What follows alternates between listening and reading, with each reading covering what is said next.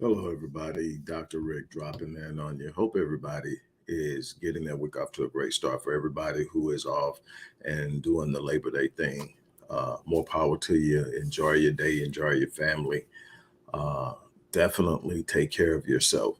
Look, excuse me, my voice is kind of, it's been one of those days. But anyway, uh, wow, I'm going to do the best I can to get through this. Look, um, I want to first and foremost thank everybody for all the love that they've been giving me over the last few months. It has definitely been a blessing to me in a very trying time.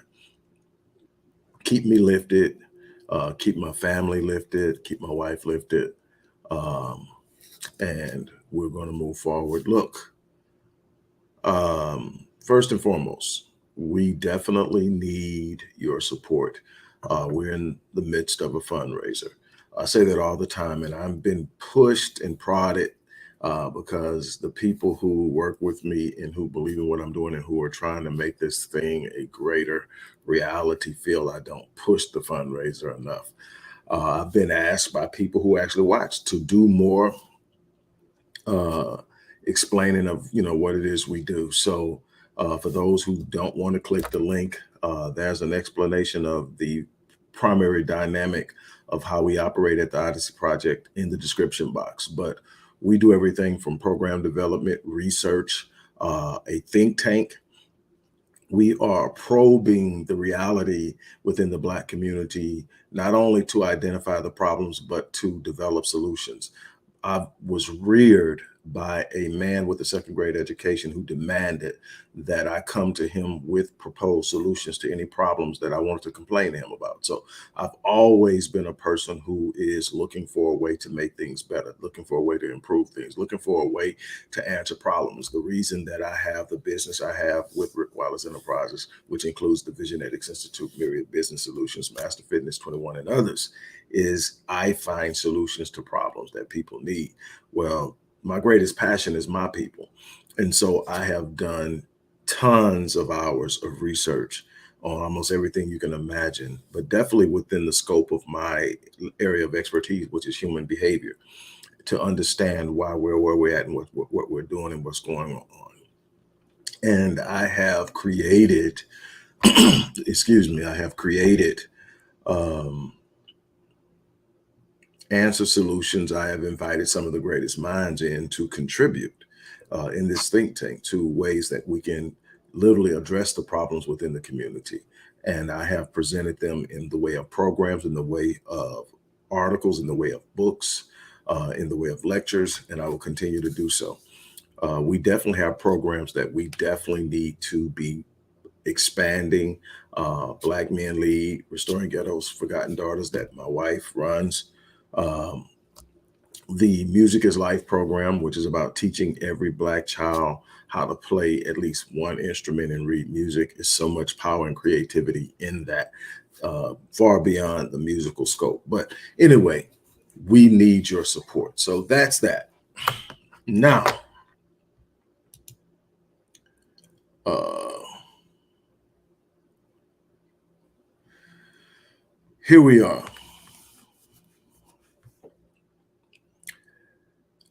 One of the problems that we have as a people is we have a limited understanding of how things work, why things matter. And we tend to downplay things that seem innocuous on the surface. And so we don't really think, no big deal. And we let things slide. We have let things slide so many times that we're looking at the back end and it costs us. We allow them to define our culture. We allow them to define the movement of our culture. We allow them to capitalize on our culture, from everything from hip hop to dancing, to so many other things. I remember when uh, twerking all of a sudden became a thing here. It's nothing new. It's actually an old dance, but that doesn't even have a sexual connotation. It's rhythmic and it's feminine, but it's definitely not what it has been made out to be here. And I get that, but it's amazing how the powers that be used the media to scope and shape it in a way that it became known as hood, ratchet, and unacceptable, and led many blacks to sit up and uh, disparage other blacks who would do it. And I get it. And you got to know where you're at, what you're doing, and when to do anything, especially when you are in the limelight, and it's always a negative light to be shined on you. But what we didn't get is they did with that what they do with us a lot. They sit up and tell us what we're doing is unacceptable. It's not a part of the way we do things here. And we literally police ourselves out of being ourselves. And then they turn around and capitalize. We made twerking a horrible thing. And trust me, some places I've seen, some stuff I've seen, I get it. But they turned right around after we made it a horrible thing, and white women began to open twerking studios across America and were determining whether or not they would hire black women to teach it and giving reasons why black women shouldn't teach it, and made it a universal thing that was outside of the culture. And it happened to us. And it's just something that consistently happens. And we don't get it because we don't pay attention to how they do things. They use the media to set the standard. They use the media to gauge. They hijacked hip hop,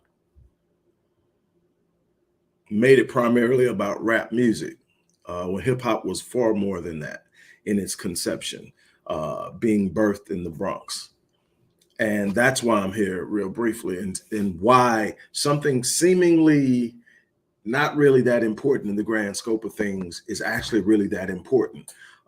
We have heard over the last couple of weeks, both Fat Joe and Busta Rhymes sit up and talk about how it wasn't just blacks in the Bronx that were the catalyst behind hip hop. Well, when someone says that, and they're not a foundational American, it tells me exactly how much they really truly understand about the concept of hip hop and how much it extends so much further outside of the realm and scope of rap music that you really don't need to be speaking on it, because it's so much more than that. The truth of the matter is, and this is a brief introduction into understanding the necessity of hip hop, how hip hop was birthed, where it came from, and why. One of the things that the U.S. has understood from day one is we cannot allow them to organize. We cannot allow them to develop a sense of unity, a sense of awareness, a sense of identity, because when they discover who they are and they discover how powerful they are working in unity and in collectivism, they are forced to be reckoned with. We won't be able to stop them. So we must keep them bickering. We must keep them focused on things that really don't matter. We must find a way to disrupt the family. We must find a way to disrupt and destroy the community. So what did they do? Anything that rose up in the 60s and beyond that was family oriented, that was community oriented, they destroyed. The Black Nationalist Party, the Black Panther Party, and anybody who was supporting it. They went in full guns a-blazing. It was J. Edgar Hoover, the director of the FBI, who said, when asked, what's the greatest threat to national security? Not communism, not spies within the U.S. taking information back to foreign countries, not instability in the Middle East.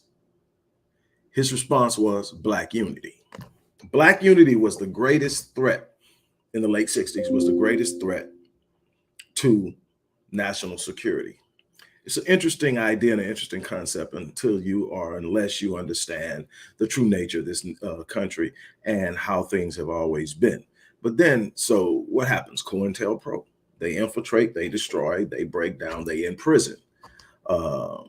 What happens out of that is the birth of hip hop. No, people don't realize that hip hop was birthed out of a need to communicate identity, power, self-assurance, self-confidence, self-love. All of these things were a combination of that. It was more than just music. It was more than just emceeing. It was poetry. It was the way we dressed. It was the vernacular. It was the use of terms in ways that most people don't even understand or are not even aware of. You know, we made things like dope a word. It was dope. It was fly. Bat meant good. All these different things that came out of that and then eventually flowed into mainstream music by way of um, groups like Sugar Hill Gang, Grandmaster Flash and the Furious Five and all this. But what it was a way of sitting up and saying, hey, this is who we are. And it represents something outside of just an informational tool or a sense of culture and identity. It represents our ability to survive and to create new mechanisms of survival. And they understood this, why? Because, where we have maybe 2 to 3 think tanks, the Harvest Institute, the Odyssey Project, and maybe the things that Tariq is doing, maybe. But great minds, but no coming together of the minds in a grand scope. That's a problem. Why? Because it's not Black unity. And they're good with that. They're good with the individual stuff. They're even good with a few of us becoming extremely wealthy doing it. But what they aren't going to be good with is the minds coming together, sitting down, the Dr. Claude Andersons, the Dr. Boyce Watkinsons, the Dr. Rick Wallaces, the Tariq Nasheeds, the Dr. Umar Johnsons, and the Dr. Michael Blanchards, the people coming together and putting their minds together and saying, okay, this is the issue here. How do we work this out? Okay, this is your area of expertise. What do you suggest? You are great at strategy. So taking what he just said, how do you do it? All these things are on the table, but nobody's pulling them together and sitting down and determining how we're going to use them. Now I'm getting to this Fat Joe Busta Rhymes thing. Over the course, they realize, hey, this hip hop thing is huge. Not only is it possible to be a catalyst for Black empowerment, it's going to eventually be a major mechanism for wealth building. We have to disrupt it. How do we disrupt it? We buy it. We buy it at a point in time where money matters to them and they don't see the value in it. We interrupt it. We offer great distribution deals. We offer them a path into it at a higher level. We put them in the spotlight. We make them famous. We give them names. We give them what they crave, exposure and fame. We exchange a little money for it, but we take the bulk of it. And they'll bite on it because that's where they're at right now. The purity of this thing has to be contaminated. We can't have poor righteous teachers in X-Clan running around. We can't have Rakim being called a god. We can't have any of that stuff. So what are we going to do? We're going to infiltrate it. We're going to bring in gangster rap. We're going to bring in talking about disrespecting women, misogyny on a high level. We're going to make that okay. We're going to make the drug culture okay. We know that the drug culture literally decimated their community in the 80s, but we're going to get them hyped up about drugs.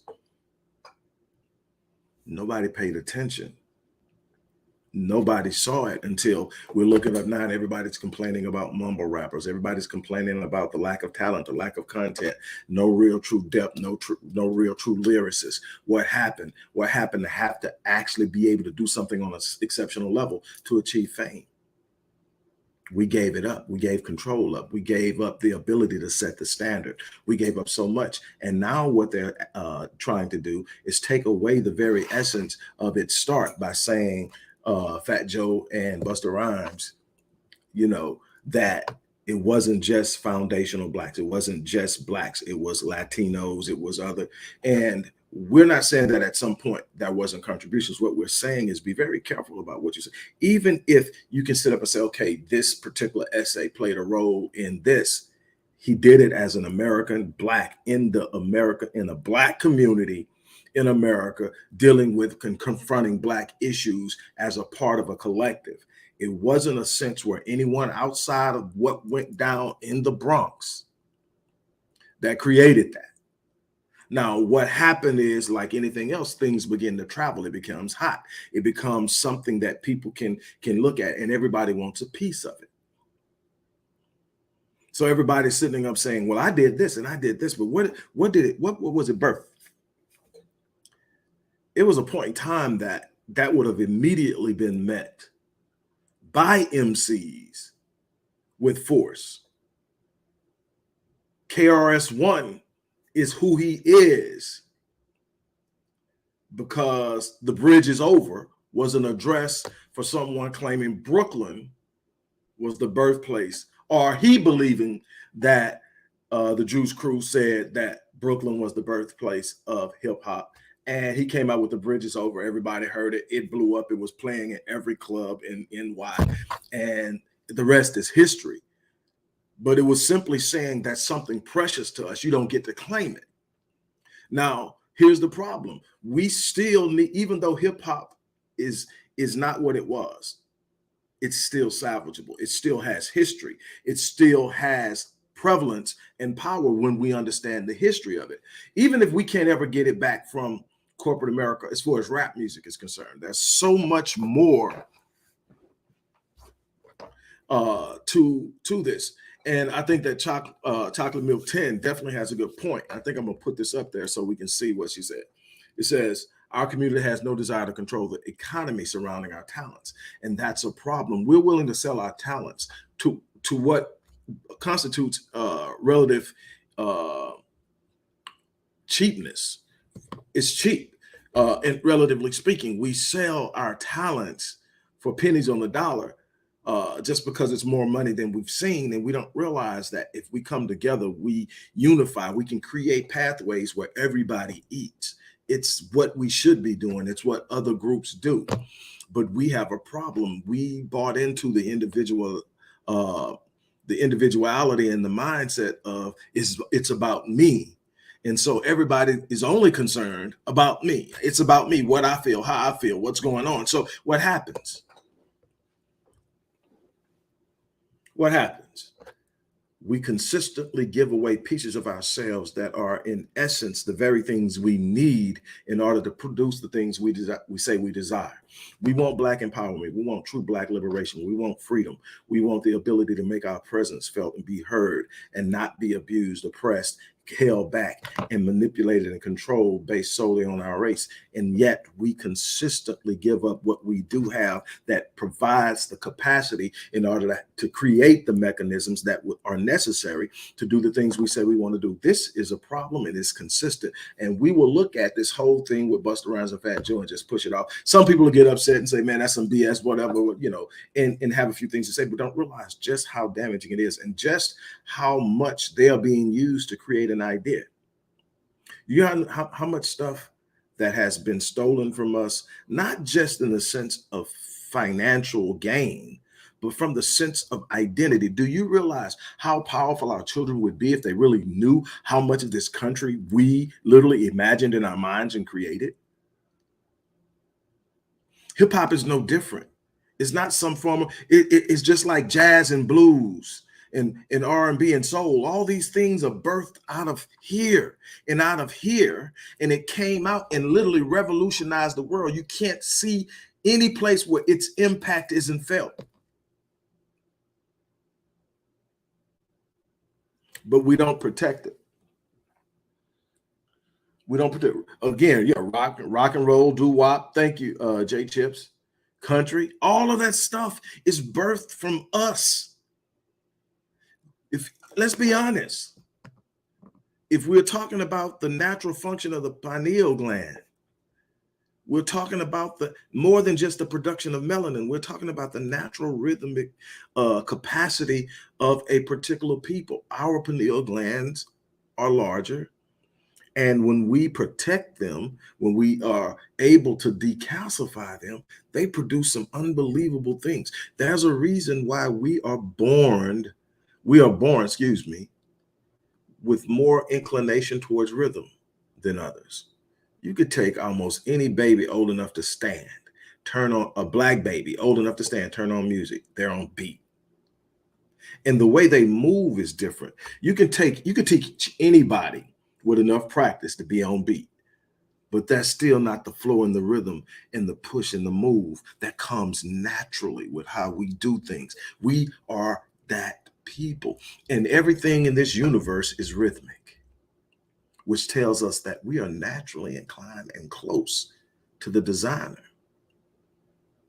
Some of us have enough understanding to know we are more than just close. But all it takes is somebody to convince you not. I'll give you a prime example.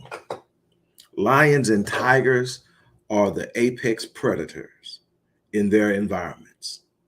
Two separate environments, two separate places most of the time. There are some times when they are now trying to save lions and they're putting them in in spaces where tigers normally operate. But for the most part, they're in two different environments. But they are the apex predators. And yet you can take them at an early enough age and train them that this man who is half the size and weight of them and has probably 1/10 of their strength is in control. And until they realize he isn't, they move where he says move. They jump up where he says jump up. And all it takes is one to figure it out. I've literally been at a circus where one lion, for whatever reason, said, wait a minute. I don't know if it's because he bumped into him, and when he bumped into him, he could feel how easily he moved him or whatever, but he got ready to get busy. And when he got ready to get busy, all the rest of them realized what was going on. They got ready to get busy, and they were hitting them with the water hose, trying to get them off. But that's the thing. You can convince a lion that he's not a lion, that he's not the king of the jungle, that he's not an apex predator. You can convince a tiger that he's not an apex predator. You can convince an African American that they are not the apex being within humanity. And as Dr. Carter G. Woodson said, if you can convince him that he's not who he is and that he's less, you won't have to tell him to go to the back to enter. He will automatically do it. And if it's not a door there for him to go in through the back, he will demand that one be created for his use.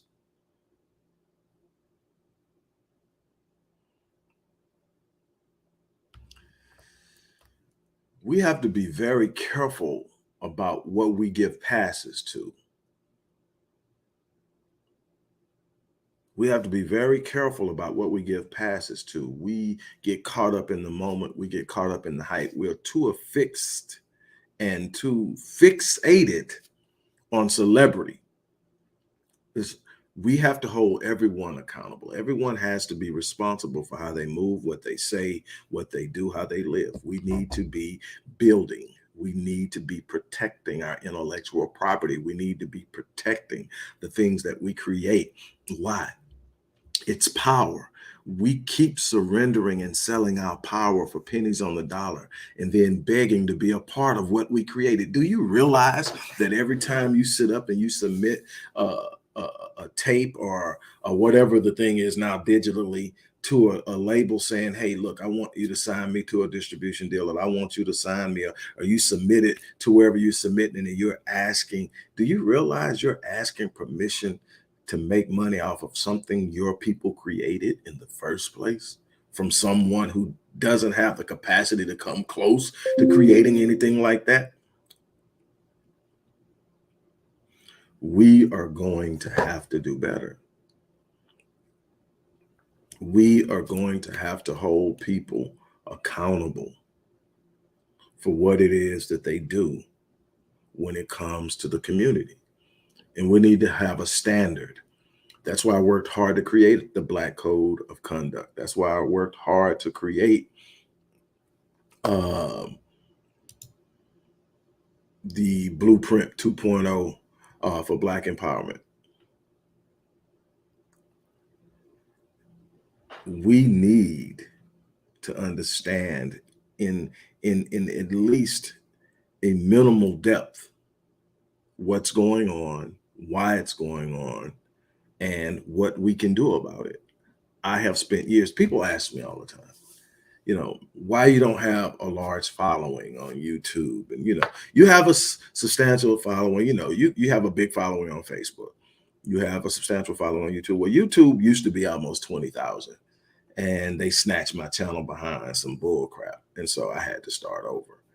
And I've never gotten back. But people ask why. Well, number one is I'm not here to clown. I'm not here to create sensationalism. I'm not here to pick fights to get likes and approvals. So I'm not attacking my brothers. I'm not tearing down other brothers who are doing things. I'm supporting and lifting and praising everybody. And so there's no drama here. It's just straight facts, straight learned and developed ideas and systems of support that have been proven to work, because that's what I do. I do the research. I gain the understanding. Then I create programs that work. But it's not anything that's going to demand a great deal of attention and exposure, because it works. That's the other thing. Look around you. Programs that work don't get a lot of attention. Programs that work are not going to gain a lot of validity. The things that shine a lot and sound good will, but you have to ask yourself, is it going to work? Is it going to work? Because I can tell you, the things, not just what I do, the things that I know based off of what I've learned, that I see people doing other work and they're busting their ass and they're getting very little traction, very little support, very little in the way of subscribership, very little in the way of financial support. And everyone is going, well, do this and do. Let me tell you something. Another thing that I refuse to do, and a lot of people get upset with me, is I'm not going to put my vision in the hands of any government entity so they can control or tell me what I can't do and what I'm not going to be able to do. And did I do this? Do I do it? And use that very thing to be able to destroy me. Either I'm going to get my people to back me, or I'm going to do it by myself, but I will not be asking them for permission to do anything. I will not be asking them to give me some certain type of status. So more people will think, man, my work validates me. I don't need some government IRS status to validate me. That's a problem to me. That's a problem. Everything is validated. If it's not stamped by them, we don't believe it. And then we get a group, we get an organization stamped by them, and they take us for 100 million. And yes, I'm talking about Black Men League. Black Lives Matter. They take us for 100 million. They buy mansions off the blood of Mike Brown, off the blood of man, there's so many brothers and died. But they specifically came in, and George Floyd, Breonna Taylor, they did that. And if you look at what happened, it was obvious. Darren Seals tried to tell us, he gave his life up trying to tell us that they weren't no good. Neota Urora has been in hiding ever since. My friend and partner has been in hiding ever since. Very close friend of Darren, somebody I've been working with since then. And she's still calling a spade, and they're still sending people at her. When something works, that's what happens. You put a target on your back and you can't get any real traction. Number one is we like sensationalism. We like to be entertained. Learning something and just buckling down and hearing the truth and then saying, I'm going to take this and I'm going to do something with it. Now, that's not where we get down. That's not how we move. That's where we need to be moving. But that's not where we're moving at. We're moving in the vein of, man, you saw that so-and-so said this is so-and-so. You saw when Dr. Umar and Seti were going after it, and I really hated that. You see when Dr. Boyce is going at it with Yvette, and they love that. Why? Drama. We're so drama hungry that we love the beef. Let me tell you something. Watch who's feeding you the information that incites the riot between us. We got a big beef going between Black men and Black women, Black men and Black women falling out of record pace. Does not mean we don't have problems. I've been touching on that for decades. Anybody knows I've been an advocate for Black women, and I'm obviously an advocate for Black men. I can speak on both, and I hold both accountable. I believe that we need to be loving our women and protecting our women at an unbelievable way, in a way that's very clear and decisive, so that people understand they're not to be messed with. I think just like we're talking about this whole thing with Tiffany Haddish and Ari Spears and these kids who are probably now adults who are suing them, and how we need to hold them accountable. I make no qualm on it. We need to be protecting our children, our women, and our elderly in our community. But we also are going to have to acknowledge that Black men have targets on their back, that Black men are the most feared people on the planet. Why? Because if we ever gain power, it's going to be a problem. But we're so lost as far as identity, we don't even know who we are. We're chasing everything but what we need to be standing on for the most part. And see, nobody wants to talk about that. Nobody wants to deal with incest in the home for minors. Nobody wants to talk about the fact that that's a major issue. Incest and childhood sexual abuse is a major issue within the Black community. Don't tell me what's happening in the white community. I don't care about what's happening in the white community. I don't care what they get away with. I don't care what they do. All I care about is what we're doing to each other and how it's negatively impacting our ability to climb out of this thing that we're dealing with called oppression. It doesn't matter what they're doing. They're in power. They can do a bunch of stuff until they start falling out of power. But watch how everyone else who isn't in the number one slot is behaving. Asians are closing the wealth gap. Asians have the highest earning median. Why? They're operating with a very specific plan in mind. Jews dominate everything. Latinos are moving rapidly. Arabs operate within a sphere and an enclave where they work together. We're the only ones divided. We're the only ones with no community economy where we are bouncing our dollar multiple times before it's ever spent outside of our community. Hell, within 4 to 6 hours of us getting paid, the money's already going outside the community. The Arab liquor store, the Arab gas station, the Asian nail shop, the Asian beauty supply store. The beauty supply industry is a $15 billion a year industry. 96% of that revenue comes out of Black pockets. Yet we have 3% ownership. We don't understand vertical economics. We don't take the time to learn. We just simply want to be entertained.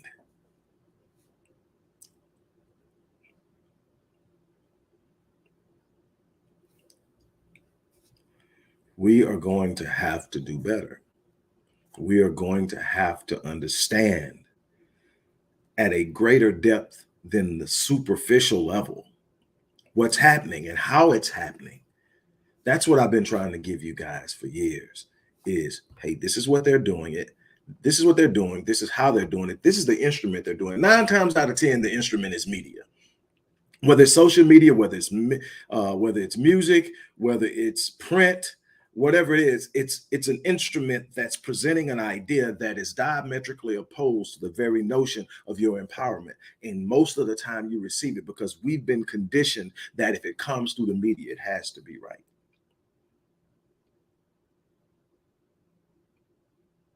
There comes a time where we're going to have to face the truth. And the truth is we're our own worst enemy. An old African proverb, you heard me use it many times. It says that if there's no enemy within, the enemy on the outside can do us no harm. We are vulnerable to their machinations and schemes because we haven't dealt with the enemy within. Too much hatred, too much jealousy, too much bitterness, too much bickering, too much divisiveness. Go back to Hoover. J. Edgar Hoover, when he sits up and says, out of all the things that's going on in the world, the Cold War with the Soviet Union, they were still the Soviet Union at the time. The Cold War with the Soviet Union, the destabilization of the Middle East, what was going on in Cuba at the time. But what was his concern? What did he sit up and say? The greatest threat to America and national security is Black unity. He's worried about the Black Nationalist Party and the Black Panther Party more than he's worried about Russia, more than he's worried about what's going on in the Middle East, more than he's worried about what was going on with Fidel Castro and any other thing that happened to be going on at that time on a geopolitical level. His greatest concern was Black unity. And we allowed them to totally disrupt it. We allowed them to totally destroy it. And we're consistently allowing them to destroy our families and our communities right now, chasing something that doesn't even exist. And we don't realize it. We're giving up everything for nothing because it's all an illusion. At the end of the day, you have what you build. And it's so much easier to build together. Stop asking them for permission. Stop asking them to be a part of what they have. Stop chasing what they keep dangling in front of you and create what your mind tells you will serve you. Because there are some things you can create with your mind that's greater than anything that they're putting in front of you, but you can't see it because you're so focused on what they're teasing you with.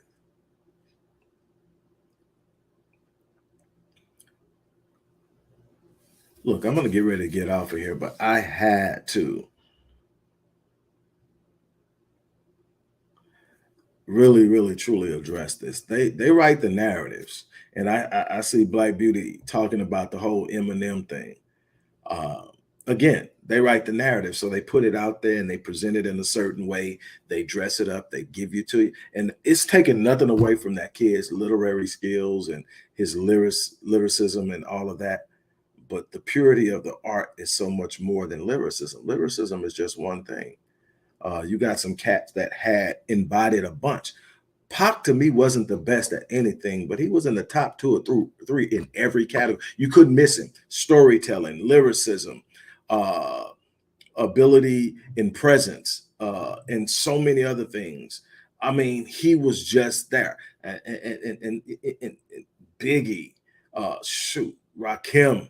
I mean, these cats, if you understand the art and what happened and what came on, most deaf. I mean, there are some cats out there that aren't going to be the best lyricists, but still a dope.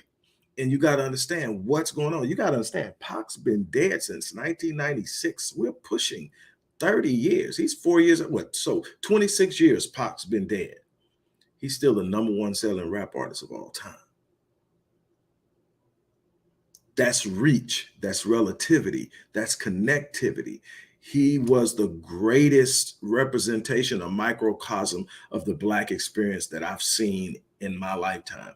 And I'm saying that from where I'm sitting right now, but when I say that he was both a person who was lost and trying to find himself, but he was the voice of power and reason. He was a person talking about banging and the person talking about loving on women, and Brenda's Got a Baby. And if you understand the story behind Brenda's Got a Baby, it's powerful. Brenda's Got a Baby was literally initially written while he was shooting juice. Omar Epps tells the story. He says that they were used to that kind of stuff, babies ending up in dumpsters. And it just so happened that Pac was there and they were shooting juice. And the story broke about this baby being found in a dumpster. And Pac was shook by it. And Omar was like, man, hey, get over it, man. This stuff happens. And he said he gets to the set the next day. You know, he said, man, come on, let's go out. Let's go do this. And Pac didn't want to go out. And he said he gets there the next day and Pac's spitting these rhymes, and he go like, hey, that's dope, that's dope. He says a few years later he hears it on the album and it's Brenda's Got a Baby, and it's like, that's how this kid's head moved. You can't take that and say, okay, this kid, because he can put words together, he's a he's a wordsmith, that he's the GOAT. No. That's cheapening the whole thing behind this thing we call hip hop. And so my whole reason for coming here is it's bigger than hip hop. It's bigger than somebody saying who started hip hop. It's bigger than somebody saying who's the GOAT. It's an understanding that at some point in time in the past, there was a need for something to be created that didn't exist, and we did it. And that was just one more time in the long line of us creating things that didn't exist because it needed to. And almost every time they end up with it. We've got to stop. On that note, look, I'm going to get ready to get out here. As I always say, look, I'm trying to do something to be an impact in this world. First half of my life was about me, I'll be honest with you. But the second half of my life is going to be about building a legacy, leaving something behind that matters, having had a positive impact on this world and definitely on my people. And so it's time for us to really, truly stand up and really see what's in front of us and really do something different to change the world around us, to stand up and be something. Men, we need to stand up and really question where we are and what we're doing. women. We need to really understand the depths of who we are, because you guys carry so much in your spiritual womb and in your spiritual presence that is necessary and needed. Black men, we need to give them the space for that to flourish and grow. We need to protect our youth. Our youth are being exposed to a bunch of foul information and stimuli that's putting them on a path to destruction far too early in life for them to be able to defend themselves. That's our responsibility. We need to be doing that. No, this isn't the place you're going to be able to click on and come, and it's going to be a bunch of hype and a bunch of bull crap going on, a bunch of stuff to laugh at, a bunch of stuff to sit up and share and say, man, check this. It won't be that, but I guarantee you, when you put all this stuff together after I'm gone, you're going to say, this clown will sit up and actually had the answer. And you know what? I'm okay with people not realizing what I'm doing and who I am, because I'm not here for the fame. I'm not here to get the pat on the back. I'm here to make a difference. And sometimes it doesn't look like you are, but you have to know how life works. Life works like that sometimes. On that note, I'm gonna get ready to get out here. Like I said, man, if you believe in what we're doing at the Odyssey Project, please go into the description box, click that link, and show some love and support our work. Or if you are into Cash App, the organization's Cash App account handle is also in the description box. But whatever you're doing, it's time for us to take where we are in this world seriously, especially us in this country who are the descendants of slaves, because our experience is so unique, and we've got to be careful of how we allow others to lump us into categories and minimize who we are. Be careful of falling into that pattern of people of color. No, blacks, specifically African Americans, are foundational blacks, people who literally descend from the slaves who are so much a part of this country's heritage, growth, exponential growth during the 17 and 1800s that put us in a position to become a world power, was on the backs of our ancestors. And we need to be aware of that, and we need to protect that, and we need to watch what they're sitting up and saying. And we need to have people who are willing to step up and check it, so that it's on record. My voice may not be as big as their voice, but it's on record now. No, we're not falling for that. And that's what we've got to do. So if you believe in what we're doing, show some love. But whatever you do, click the like button. If you haven't subscribed, subscribe and share it with someone else. Leave a comment. On that note, I'm out of here. You guys, thank you for giving me your time, and you have an unbelievable day.